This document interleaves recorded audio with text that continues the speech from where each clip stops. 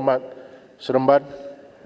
Terima kasih kepada Tuan Ketua. Terlebih dahulu, Tuan Ketua, ini merupakan ucapan sulung saya sebagai Setiausaha Agung DAP. Kalau boleh tambah masa sedikit. Kalau boleh bicara tambah 5 minit lagi. Terima kasih Tuan Ketua. Yang pertamanya saya nak mengatakan dengan tepat dan tanpa apa-apa syarat bahawa pihak kita daripada parti saya dan juga Pakatan Harapan, kita menyokong penuh pindaan perlembagaan ini. Kerana ini merupakan satu daripada perkara yang telah pun kita persetujui dan saya sahkan bahawa ada rundingan di antara pihak Yang Berhormat Santubong dengan pihak kita.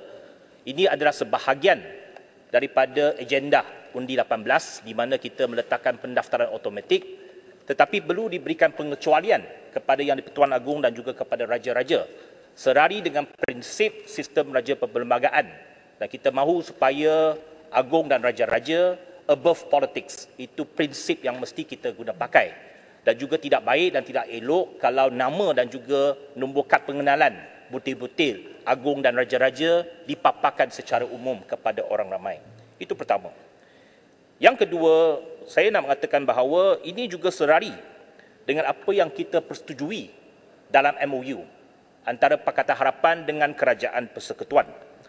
Saya nak menggunakan perbahasan pada hari ini, Tuan Ketua, untuk menyentuh sedikit berkenaan dengan MOU kita di antara Pakatan Harapan dengan kerajaan. Ini jelas menunjukkan bahawa walaupun kita ada MOU antara PH dengan kerajaan, tidak bermaksud bahawa kita menyokong semua ataupun kita membangkang semua. Ada perkara yang kita persetujui bersama, kita sokong. Ada perkara yang kita tak bersetuju, kita membangkang. Kerana itu adalah hak kita sebagai pembangkang, sebagai ahli-ahli Dewan Rakyat. Itu ditunjukkan melalui usul SOSMA semalam, yang di mana konsistennya kita tidak bersetuju secara dasar berkenaan dengan SOSMA tersebut. Itu sebabnya kita menolak usul semalam untuk melanjutkan satu peruntukan untuk Akta SOSMA tahan selama 28 hari tanpa dibawa ke mahkamah. Itu prinsip yang kita telah pertahankan, Tuan Ketua. Dan saya nak memperbetulkan apa yang disebut oleh Yang Berhormat Ketere semalam dalam Facebook. Yang Berhormat Ketere mengatakan bahawa kita telah membatalkan MOU kerana kita tolak usul tersebut. Dia menggunakan peruntukan 3.3B MOU kita yang berbunyi, tertakluk kepada penunaian dan pelaksanaan transformasi di dalam memorandum persefahaman ini, mengambil pendirian, Pakatan Harapan mengambil pendirian, menyokong atau berkecuali dalam proses meluruskan apa-apa usul kerajaan atau rang undang-undang. Dia berhenti kat sana. Tetapi ayat dalam MOU itu ada lagi sambungan dia yang berbunyi, rang undang-undang lain yang kegagalan meluluskannya merupakan suatu bentuk ketidakpercayaan atau tiada keyakinan kepada kerajaan selepas proses penggubaran rang undang-undang tersebut dirundingi dan dipersetujui secara bersama pada dasarnya. Usul SOSMA itu tidak dirunding bersama dengan kita. Kita tidak bersetuju dengan usul SOSMA. Tetapi adakah bermaksud usul SOSMA itu ditolak, maka Yang Amat Berhormat berhilang kepercayaan? Jawabnya tidak.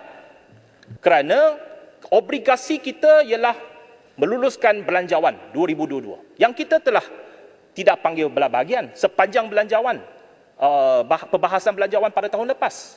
Kalau sekarang siapa-siapa yang pertikaikan ada persoalan bahawa BERA sudah hilang kepercayaan, bawalah satu usul kepercayaan ke Dewan Rakyat ini, kita akan berkecuali dan pastikan usul kepercayaan itu diluluskan. Seremban. Jadi soal usul kepercayaan itu tidak timbul sama sekali. Tuan Yang di-Pertua, semalam sebenarnya satu kemenangan kepada Parlimen, menunjukkan bahawa bukan semua usul yang dibawa oleh eksekutif boleh diluluskan. Parlimen bukannya rubber stamp. Itu pertama. Yang keduanya, semalam sebenarnya saya tak expect bahawa kerajaan akan gagal dalam usul tersebut ataupun kalah dalam usul tersebut. Sebab kerajaan tidak hilang majoriti. Pihak blok kerajaan ada 114 ataupun 115 ahli parlimen. Yang hadir semalam di pihak blok kerajaan 84 saja. Kita 86. Ada 30 yang tak hadir. Jadi yang gagalkan usul itu jangan persalahkan kita. Yang gagalkan usul semalam itu ada 30 ahli parlimen blok kerajaan yang tak hadir, termasuk Pekan, Bagan Datuk, Pontian dan sebagainya. Yang saya hadir, saya nampak pada Rengas malah pertahankan kerajaan. Yang hadir Jempur. Saya bagi laluan kepada Jempur. Abang Mudah. Terima kasih, Seremban. Saya mendengar penjelasan Seremban sebentar tadi mengenai 3.3B bahawa MOU digariskan bahawa boleh kita mengambil kira pendirian menyokong ataupun berkecuali. Kenapa keadaan ini Seremban tidak pilih untuk bersetuju dengan pindaan? Jadi seolah-olah rakyat di luar sana mahukan pilihan raya itu dipercepatkan. Apa pandangan Seremban? Terima kasih Jempur. Jempur ni orang kanan kepada Bera. Saya tahu sebab apabila Bera menjadi timbalan Perdana Menteri, tempat pertama dia lawat ialah dekat kawasan Jempur, dekat Bahal. Itu saya tahulah orang kanan kepada Bera. Kenapa pertahankan Bera? Yang Muhammad Jempur, perkara ini tadi saya dah tekan, dia tidak dirunding bersama dengan kita. Tidak ada rundingan berkenaan dengan SOSMA. Baru semalam kita tahu bahawa ada satu usul nak melanjutkan peruntukan tersebut dalam Akta SOSMA. Dan satu perkara, apabila kita menolak usul itu, tidak bermaksud Akta SOSMA itu dah tidak ada. SOSMA itu tidak dimansuhkan. SOSMA itu masih ada. Cuma peruntukan untuk menggunakan 28 hari untuk menahan seseorang itu tidak dapat dilanjutkan selepas 31 Julai melalui usul tersebut. Jadi itu perkara tidak menggugat kerajaan. Yang saya tengok sekarang ini heboh satu Malaysia. Ramai pemimpin-pemimpin, terutamanya daripada pihak Parti UMNO, termasuk presidennya, mengatakan bahawa sekarang ini MOU batal, patutlah bubar parlimen, nak adakan pilihan raya. Itu agenda mereka. Bagi kita, kita berpegang kepada prinsip bahawa ada perkara dasar yang kita tidak bersetuju. Dalam perkara SOSMA ini, kita nyatakan kita tak bersetuju. Tapi ada perkara yang kita setuju. Kita nak pastikan kestabilan kerajaan sampai satu tempoh di mana kita boleh buat pilihan raya. Itu kita kekal, committed. Kita kekal dengan prinsip kita. Apabila di bawah pindaan perlembagaan Akta Anti Lompat Parti, kita akan sokong sepenuhnya. Hari ini, rang undang-undang ini, kita akan sokong sepenuhnya. Supaya kerajaan ada 2/3. Tetapi ada perkara dasar. 1 minit dan gulung. Terima kasih. Betul-betul. Sungai Siput. Sikit. Sila. Terima kasih Yang Berhormat Seremban.